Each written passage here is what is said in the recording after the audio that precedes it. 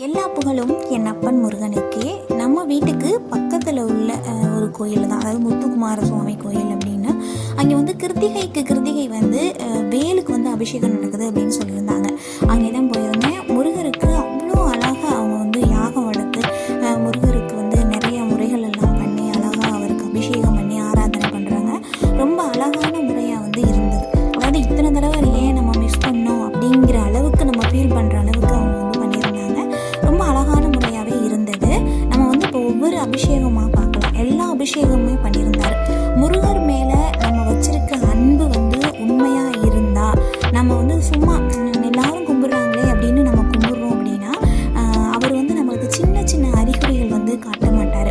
நம்ம உண்மையிலே நீங்கள் வந்து உண்மையான அன்போட நம்ம இதை வந்து நான் முருகருக்காக செய்கிறேன் அப்படின்னு நம்ம அடி மனசில் இருந்து, இப்போ நம்ம குழந்தைகளுக்காக நம்ம குடும்பத்தில் உள்ளவங்களுக்காக நம்ம எப்படி உண்மையாக சில விஷயங்கள்ல இருப்போம், அதே மாதிரி அந்த உண்மையான அன்போடு நம்ம முருகர்கிட்ட இருந்தோம்னா அவர் நம்மளுக்கு அடிக்கடி அவருடைய காட்சிகள் வந்து நம்மளுக்கு கொடுப்பார்.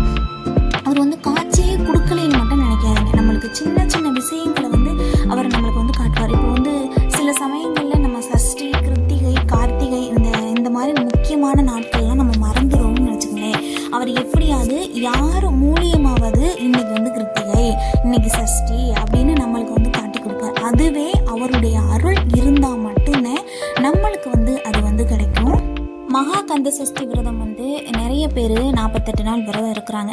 சிலர் வந்து 48 நாள் விரதம் இருக்க முடியலை அப்படின்னு ஃபீல் பண்ணுறாங்க. மகா கந்த சஷ்டி விரதம் அப்படின்னாவே 48 நாள் விரதம் கிடையாது, 7 நாள் விரதம். நான் வந்து ஆரம்பத்திலே இந்த 48 நாள் விரதம் துவங்கும் போதே சொன்னேன், அது நம்ம முருகர் மேலே உள்ள காதலால் நம்ம எடுக்கிற விரதம் தான் வந்து 48 நாள் விரதம். பெரும்பாலும் இந்த 48 நாள் விரதம் யார் இருப்பாங்க அப்படின்னா, அதாவது திருச்செந்தூரில் போய் கோயிலெல்லாம் போய் தங்கி சூரசம்ஹாரம் பார்க்குறாங்க பாருங்கள், அவங்க தான் வந்து இந்த 48 நாள் விரதம் இருப்பாங்க. அப்புறம் மாலை அணிந்து இதை வந்து சூரசம்ஹாரம் பார்க்குறவங்க சிலர் இருப்பாங்க.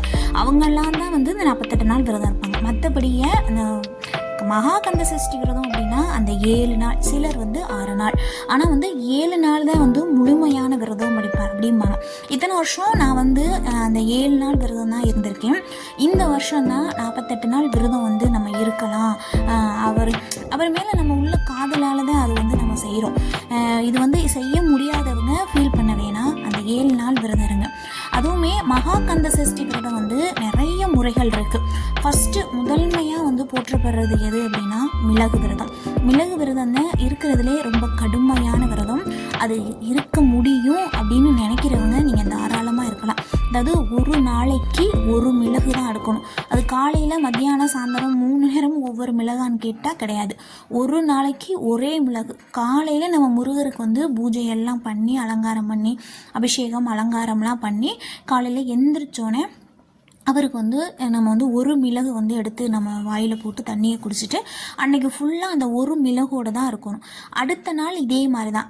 இரண்டாவது நாள் வந்து 2 மிளகு, 3வது நாள் 3 மிளகு, 4வது நாள் 4 மிளகு, 5வது நாள் 5 மிளகு, 6வது நாள் 6 மிளகு, 7வது நாள் நாங்கள்லாம் வந்து மிளகு எடுத்துக்க மாட்டோம். ஏன்னா 6ஆம் நாள் வந்து சூரசம்ஹாரம் முடிஞ்சிரும் அப்படின்னோடனே அந்த அவருடைய அந்த கோபம் எல்லாம் வந்து தணிஞ்சிரும். அடுத்த நாள் வந்து திருக்கல்யாணம், அவருக்கு வந்து விசேஷமான நாள்.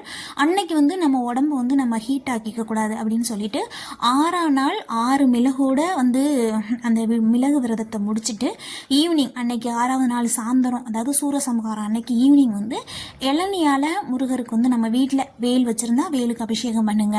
இல்லை எதுவுமே ஃபோட்டோ தான் இருக்குன்னா சாமி கும்பிட்டுட்டு ஒரு இளநியை வாங்கி படைச்சிட்டு அந்த இளநியை வந்து நம்ம குடிக்கலாம். இல்லை அது நம்ம அபிஷேகம் பண்ணுறோம் அப்படின்னா அதை அந்த இளநியை வச்சு கொஞ்சம் இளநியை தண்ணி எடுத்து நம்ம வேலுக்கோ முருகருக்கோ அபிஷேகம் பண்ணிவிட்டு மீத இருக்கிறத நெய்வேத்தியம் பண்ணி நம்ம குடித்து அன்னைக்கே வந்து நம்மளுடைய விரதத்தை வந்து முடிச்சுக்கலாம். அதாவது இளநியோடு முடிச்சுக்கலாம், சாப்பாடெல்லாம் சாப்பிட வேணாம். நம்ம கடுமையாக விரதம் இருக்கணும்னு நினைக்கிறவங்க மறுநாள் வந்து திருக்கல்யாணம் பார்த்துட்டு நம்ம வந்து இலை போட்டு படையல் செஞ்சு நம்ம வந்து சாப்பிடலாம். இது வந்து தான் கடுமையான முறை. அடுத்த முறைன்னு பார்த்தீங்கன்னா பால், 3 நேரமும் பால் எடுத்துக்கிறது, அப்புறம் 3 நேரமும் பழங்கள் எடுத்துக்கிறது, உப்பு இல்லாமல் சமைச்சு சாப்பிட்றது, அந்த மாதிரி நிறைய முறைகள் இருக்குது. அப்புறம் வெறும் பழச்சாறுகள் மட்டும் எடுத்துக்கிறது. நம்மளுடைய உடல் எப்படி இருக்கும் அப்படிங்கிறது வந்து நம்மளுக்கு தெரியும். நம்மளுடைய கஷ்டங்கள் எப்படி இருக்குது அப்படிங்கிறதும் நம்மளுக்கு தெரியும். அதுக்கேற்ற மாதிரி தான் வந்து நம்ம வந்து மகா கந்த சஷ்டி விரதம் வந்து எடுக்க முடியும். இல்லை நம்ம சாப்பிடாம இருக்க முடியாது, சாப்பிடணும் அப்படின்னா நீங்கள் தாராளமாக 3 நேரமே சாப்பிட்டுக்கலாம். முருகர்கிட்ட வேண்டிக்கிங்க, எனக்கு இந்த மாதிரி ஒரு வாய்ப்பு கொடு, இந்த விரதம் நான் இருக்கணும், பால் விரதம் இருக்கணும், மிளகு விரதம் இருக்கணும் அப்படின்னு நீங்கள் முருகர்கிட்ட ஒரு கோரிக்கை வைங்க. இந்த மாதிரி எனக்கு வந்து அதுக்கான வாய்ப்பை கொடு முருகா, உன் மேலே உள்ள காதலை நாங்கள் வந்து உங்ககிட்ட எப்படி வெளிப்படுத்துறது, அதை வந்து எனக்கு அந்த வாய்ப்பை, அந்த பிச்சையை நீ எங்களுக்கு போடுன்னு முருகர்கிட்ட ரொம்ப பணிவோடு கேட்டுக்குங்க. அவர் கண்டிப்பாக நம்மளுக்கு வந்து அருள் புரிவார். முருகருக்கு பார்த்தீங்கன்னா கலசம் வச்சு யாக பூஜை எல்லாம் பண்ணி அந்த நீர் எடுத்து முருகர் மேலே எல்லா அபிஷேகமும் முடிஞ்சதுக்கப்புறம் அவருக்கு வந்து அலங்கார பூஜை எல்லாம் பண்ணி ரொம்ப அழகாக இருந்தார். எல்லாருக்கும் முருகருடைய அருள் கிடைக்கணும்னு நான் முருகர்கிட்ட வேண்டிக்கிறேன். வெற்றிவேல் முருகனுக்கு அரோகரா.